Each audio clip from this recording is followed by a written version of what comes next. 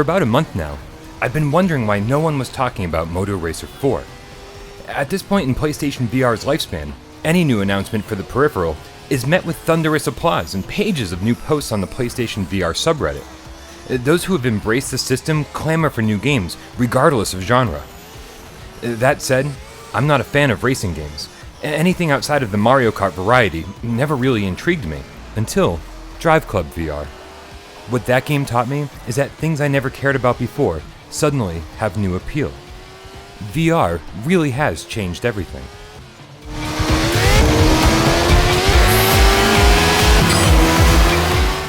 So when Moto Racer 4 showed up yesterday, I put Resident Evil 7 on hold so I could give this game a fair shake.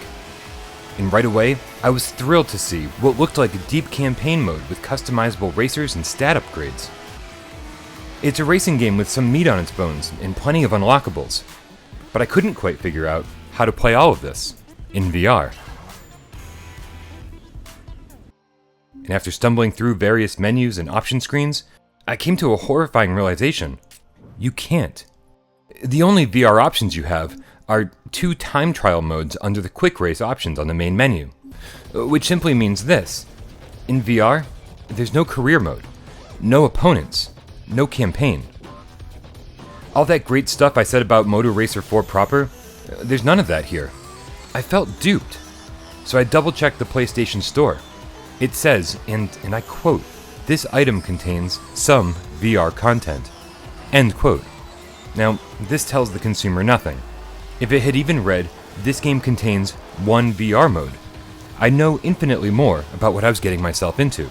So if you're checking this review out because of PlayStation VR, then let me tell you right now, this game contains 1 VR mode.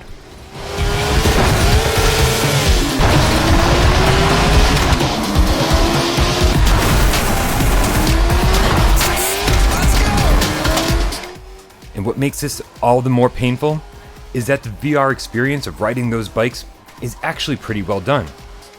The tracks and environments, despite falling victim to the low-res blurry Drive Club VR look, are varied and diverse, and they all run at 60 frames a second, which is double that of Moto Racer 4 proper.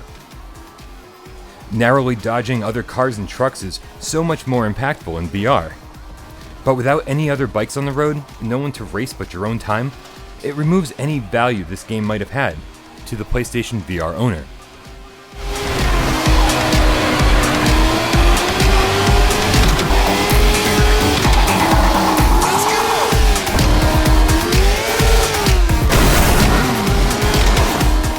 If you're already a fan of the genre, Moto Racer 4 has a lot to offer the non-PlayStation VR player. But if you're like myself and you were seeking out a new meaty PlayStation VR campaign that you could sink your teeth into, well, you're absolutely not going to find that here.